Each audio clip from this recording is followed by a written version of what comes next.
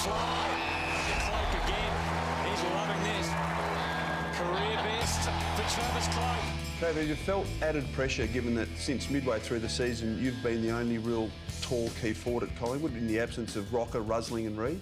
Yeah, we lost 3 key forwards. The start of the year with Sean Rusling, then Anthony Rocker and Ben Reid going down in the middle of the year. But I think that it really came to home with myself and realised that I do need to step up and perform week in, week out, not just 1 out of 3 weeks. So it's been a bit of a learning curve for myself, but just really looked forward to it and just welcome the opportunity with open arms each week. Now, when you arrived, Jason and Cameron were here at the club. Has it been easier or harder now that Cam's been gone a couple of years? Yeah, I was here 12 months with the 2 boys and I really enjoyed it, and they got moved on the end of my first year, and Cam's moved on to Carlton and really going well at the moment, and Jason's probably had it the hardest out of the 3 of us with not playing AFL now, but we support each other pretty well. I watch Cam most weeks and he does the same, and Jace float in and out both our games. Now, you mentioned Cameron going to Carlton. I just wanted you to talk us through how much support you got on this day.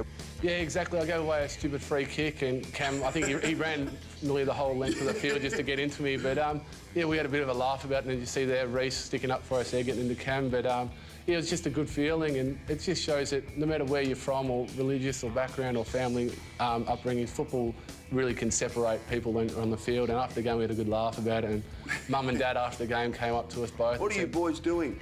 Exactly, that was pretty much it. Off field we don't touch each other, we're pretty good verbally, but yeah, once you get on the field everything changes and you forget everything and you just play for your team, that's it.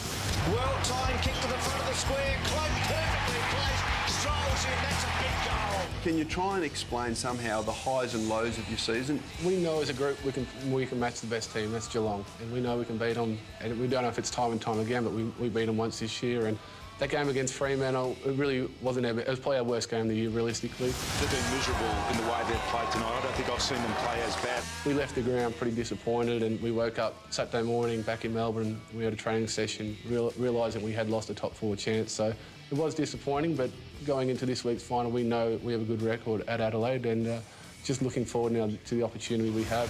And Mick, who is very, very animated tonight, despite the scoreline. I guess it doesn't really matter if you're winning or losing. If you're not sticking to your team plans, I'm guaranteed every other coach will be jumping up and down and abusing each player, but I guess you don't want to be in the coach's box hearing what he's actually saying, and it's a pretty daunting thing, and you do hear words, but Mick's an emotional person and an animated coach, and I think that's why he's going so great so quickly, but he's a good coach and he knows what he's doing with every little strategical move he does. Trev, thanks for your time. Good luck. No problems. Thank you. 5 big ones at the G for Travis Cloke.